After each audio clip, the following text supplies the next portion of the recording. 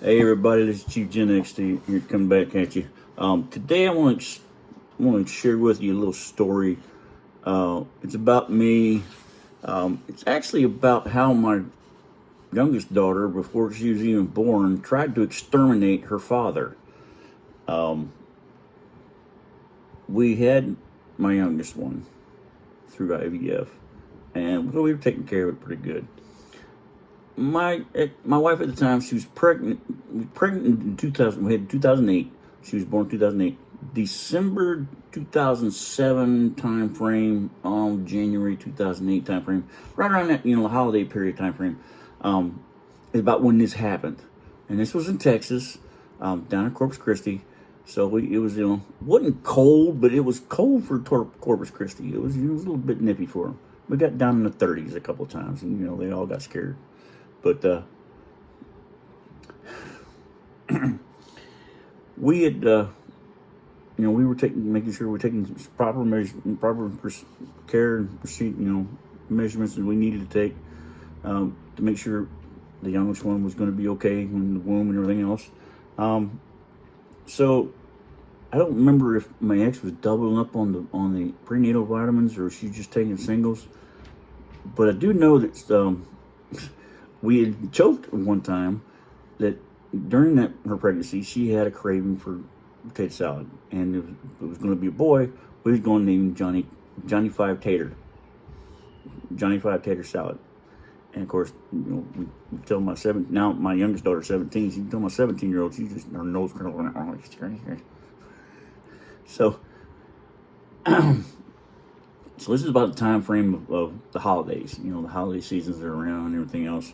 So, we're all busy and everything, and getting to bed late a lot of nights. And my ex and I were getting to bed a lot of nights because it was going shopping. You have to hide the presents, this, that, and the other. You got a house full of teenagers, and you got when you're pregnant, it can be rough on the woman, and I understood that, and I gave her complete leeway, and she was a phenomenal. She did phenomenal. So that night, she went to bed early, and I was like, "Yeah, okay, go ahead, knock yourself out." She went to bed about 10 o'clock or so, and she's usually, she was usually the night owl. Me, I was 9:30. I was dozing. Like, it's time for me to go to bed. Cause I got up 4:30 the next morning. And she would barely drag out of bed at 6 o'clock, right? But so, it. So I'm running around, make sure things tied up, because I know she's tired. It's a long day for her. So make sure that the sinks, everything in the in the kitchen's cleaned up, dishes put away, sink, whatever. Everything's tied up for the night. Doors are locked, everything else. The dog's happy, and so we go up, we can all go to bed. I'll make sure the kids are in bed in their own bedroom and not playing around, screwing around with the girls, and they're playing freaking whatever they're doing. All was well. I was, so I got to go to bed about 10:30. So I'm like sneak into bed. I was thinking at the time that my beautiful wife at the time was asleep. I was wrong. Let me tell you why I know this. As I'm coming into the bedroom, I changing in my pajamas, this, that, and the other, and I'm slipping into bed, and I hear this tad bit of wiggle of the bed. Not normal wiggle, pregnant wiggle that she usually gives. I didn't pay attention to it. She normally hogs the covers, which that's normal. Even when she wasn't pregnant, she hogged covers. It's like, can I get the covers back, please? And I lifted up the covers, and I went to go slide in, and this horrible green fog, I swear, y'all, this green fog from Hades come out and snatched my nostrils and my taste buds, and it just went, gotcha. It was like being bitten by the worst green, nasty fog I'd ever smelt in my entire freaking life. My unborn daughter is eating up those prenatal vitamins and the tater salad like it's going out of style. The adverse effects, unfortunately, though, is when she expels her waste, it goes through mama too, and mama has a little bit of flatulence. we'll call it a little bit. The flatulence came out of that woman was green. It was fog. It was like nothing that the Germans couldn't do this shit. Okay, nobody. I mean, swear nobody could in their chemical minds could have freaking did this stuff. But my daughter inside my wife at the time's body. Okay, between the two bodies, they come out, and what came out of the flatulence that came out of that woman's body was bad enough that it damn near killed me. I thought I was going to freaking die. It caught me totally off guard. Bam! And all I hear was a snicker. Oops. The fuck you mean? Oops. I'm like, it caught me totally off guard. I'm like, the fuck was that? And there's no snicker. Oops. Sorry. Wait, the fuck you mean sorry? That's just nasty. And I'm just waving my arms. I'm walking out of the room. And I'm usually not that big of a drama queen when you're farting. You blow a fart, and I'm like, whoa, that was good. But no. That was past the woo good. That was a 50 on the scale of a 10, all right? That one was off the chart, out of this world, nasty. I mean, it was dirty nasty, all right? It was American dream nasty, okay? That's how this shit was nasty. It was so bad. My ex was like, oh, yeah, that was kind of nasty, wasn't it? Well, no shit, Sherlock. I'm over here gagging, turning green because the fog's choking me, sucking all the air out of my lungs. What the hell is going on? Like I said, it's December, and now this time, I don't give a fuck. I'm trying to get this shit out of the bedroom, okay? Out. The dog is doing a low crawl. He's doing a low crawl to the door. I'm almost damn near with him, all right? It's bad. I'm walking around, I'm leaving at the doors, I'm doing this and that and the other. I don't want to open the window yet because, then I'll never have another cover, and I'll be freezing my ass off the rest of the night because she'll have every damn cover in the house on top of her. But it's bad, and I'm like, what the hell? Shit. I'm waving doors, trying to get this shit out of here. All I hear is snickering. Whoops, sorry, it's not that bad, is it? Well, stick your nose outside there, sweetheart, and see what it's like. She stuck her nose. She did. She stuck her nose at her. Whoa, yeah, that is bad. That's nasty. Whoop, I'm going to put it in here. I'm like, well, fuck. You're the one that dumped the damn thing. I didn't mean to be that bad. I mean, bullshit. That was, oh my God. And I was like, then I finally said, fuck it. I said, I can't do this anymore. I walked over and I rolled up the window. I pulled up that damn window by the bedroom and I put a fucking fan in the window and turned that sumbitch on high and I blasted across the bedroom. And I said, this is getting out here one way or the fucking other. Either that or I'm sleeping on the couch. And folks, I never, ever, ever have slept on the couch with that woman. Ever. Her rule was, I ain't biting nose off spiting face. I will get you back, and you're going to be in the same bed with me when I do. Okay, so I was contemplating sleeping on that damn couch. I mean, I was seriously like, you know what? It's safer outside. The damn dining room and living room. The living room was huge. It had a lot of room for air to circulate, get that nasty fog dissipated. Something. The dog wouldn't even get up. He was like, fuck you, I ain't getting up. This is nasty shit. He's sticking low to the ground because he knows hot air is rising. That dog ain't stupid. All right? Now, I love that dog to death. But he wouldn't. I got, come here, Joe. And he's like, fuck you. He got that look like, no, you ain't getting me to come over there, dude. Like, fuck you. You can spend that one on your own. So, I was like, I'm fanning doors in there. And I don't know if I heard the kids or not, but then I just, my God, fucking, ooh. I'm like, babe, damn. Like you're peeling the fucking paint off the walls. And then she starts laughing and giggling. And she starts farting in again. And I'm like, oh, hell, no. Don't be doing that shit. No. I can't help it. You're making me laugh. And I'm like, fuck. Damn it. And it's like a repeating cycle. I just get the air out. And I got more green fog coming in. It's like, fuck. Knock this shit off. And she's like, I can't help it. You're making me laugh. I'm making you laugh. I got to fart. Well, tell that damn child inside of you just knock that shit off and quit eating a damn tater salad. It's not tater salad. It's a prenatal vitamins. I'm like, oh, fuck. And you got to have them. So I can't bitch about those. The baby's got to have the freaking prenatal vitamins. So you really can't say much. All you can do is sit there and go, Go ahead, start that argument, Ray. No, we're not going to start that argument. No. We are not starting that argument. So I was in there going, Jesus, mother of God, what the hell is that? She goes, that's my prenatal vitamins. Oh, the one thing I can't bitch about. Yeah, that one thing. Son of a bitch. God, Jesus. Mixed up with a tater salad. When you got a concoction that could raise the freaking dead. And of course, she's snickering some more. I'm like, stop laughing. It ain't funny no more. It ain't even funny. I was like, God. I was like, jeez. And I'm walking around. I'm happy. I'm dead serious. I was like, Jesus Christ. And she's laughing. She's laughing her ass off.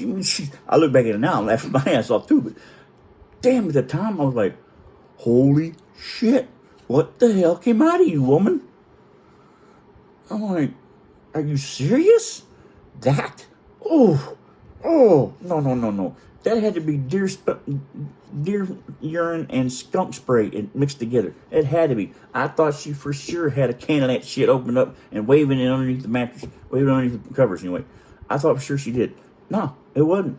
I mean, I stripped that to her. She's in bed. I'm pulling covers back up. Where's that damn skunk spray? Where's that fucking shit at? She goes, I ain't got any skunk spray. That was me. I accidentally farted. Like, that couldn't have been you. I was in there. Oh my God. Are you serious? Come on, baby. Damn. I'm sorry. Oof. Oh. Okay. Well, let's try not to do that again before I go to sleep, will you?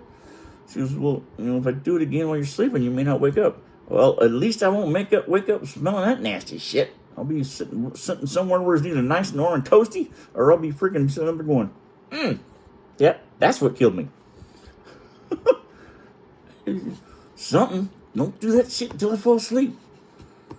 It's like, damn. As I get in bed, I hear this. That's for all that snoring you do. Oh, no. No. The snoring is one thing. I can't control that. That gas crap that came out of your booty, that you can control. That's called eating the right stuff. And she goes, it's also called pregnancy. You're just going to have to get over it and suck it up, buttercup. Yeah, I forgot to tell you, my ex-wife is a nurse. So the nurse's attitude kicks in, which means there's no sympathy in the house. So that's where her sympathy stopped right there. As soon as I got to bed, as soon as I got covered up, her sympathy went, gone. Just shut up and cuddle. Let's go. I ain't cuddling with you. I'm freaking, no. I got vital parts down around that area that ain't getting burnt off and one of them nasty things come out again. She starts giggling again. I shoved them covers underneath her. I started shoving covers underneath her, tucking her in. I said, you ain't sharing that one. You are not sharing that son of a bitch again. I'm tucking. She's laughing her ass off. I'm tucking her in, and I'm making sure she ain't moving again. And she's just like, I can't move. I said, good. That means you can't move. You can't fart. She goes, I can still fart. I said, well, it'll be filtered by the time it gets out of that damn three covers I got laying on top of you. Oh my God. I grabbed a small blanket and just rolled up with that and called it a fucking night. I prayed to God I woke up the next morning. Oh, I'm telling y'all, my daughter, I swear it was an attack. It was a gas attack from my unborn daughter. She wanted to get one on Dad, and she got one good, real good on Dad. Before she even born, she got Dad good. That little heathen. Now she's 17, and every time she hears that damn story, she giggles her ass off. I go into PTSD mode. I'm like, that shit was nasty. And even the time I hear a fart, I'm like, oh shit. No, don't do that. No. We don't want to do that. We don't want to relive that shit again. But she asked me to tell that story. Because every time she hears it, she giggles her butt off. She, just like, Dad, you got to tell that story. You got to tell that story. I thought it was, at the time, I thought it was like, oh my God, I thought it was a joke. It was nasty, but I thought it was a joke. I was like, this is a joke. She goes, no, it's not a joke. It's an prenatal virus. Oh God. I seriously, folks, I am not lying to you when I told you I opened up the freaking window in the middle of December. I think it was like 22 degrees outside. It was one of the coldest days in December in Corpus Christi, Texas in 2007. She didn't say a word until after I had the fan going across there. And she goes, okay, that's enough, because she likes it cold. I don't. After about 20 minutes of that shit, pulled the fan out of the windows, closed the window up all the way, prayed like hell she didn't do it again. kept all the doors, and we normally close the door to our bedroom. But I kept that sucker open. I put the fan right in front of it and sucked the air the rest of the way out in case something nasty started leaking out of that booty of hers again. There was a good air suction going out the door before it hit Dad, hopefully. But, oh man, God, I thought I was gonna die that night. Lord, yeah, my daughter. I asked her today, is there something I did to make you mad? And she just looks at me and laughs. She goes, no, I couldn't. I couldn't help anything about it. She gets all fired up. but yeah, my unborn daughter in 2007, 2008 decided that she was going to try to asphyxiate her father. And that, my friends, was how it ended. It was nasty. Oof. We got out of them. We got out of them prenatal vitamins, and then after she was born, and she taken them for a little while. But up to that point, not a problem. Past that point, never had a problem in it. Was gun shy? Oh hell yeah, I was gun shy. Gun shy for the longest time. I come around that bed and she get pissed. Well, you just lay in bed. It's not got to be that guy. Well, after you did that paint peeler the other night, what the hell you want me to think? I mean, I was like weeks of doing this, walking around the bed going, you okay? You anything I need to know about? Your covered wagons you trying to pull on me? Your flags you're trying to flap on her? It's like, no, you sure? Because I know how and she was good at pulling pranks. Real good at pulling pranks. So I was like, I know you got a good job pulling pranks. Ain't deer pissing on your ear? No, just come in bed. I promise I ain't going to try. All right, did you take your prenatals before 6 o'clock this morning? Yes. All right, well, let's see what happens. And I get in that bed and I'm praying, please don't rip one. Please don't rip one. Snuggle. No, you got your own cover. From that point on, she got her own damn cover. Until she had the baby, she had her own cover. If she wanted to snuggle, damn it, she was snuggling through covers because you were not doing that to me. So, yep. There you have it, folks. The unborn child trying to asphyxiate her father story. Please, if you like the story, share, hit the like button. Hit the like button. Hit the thumbs up. Share it. Share it with everybody around you. I know y'all got same type of family I do. If you're twisted, you're a veteran. You know it. I know you honor.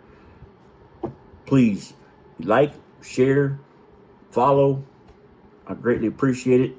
Once again, this is Chief Gen X, and I'm out.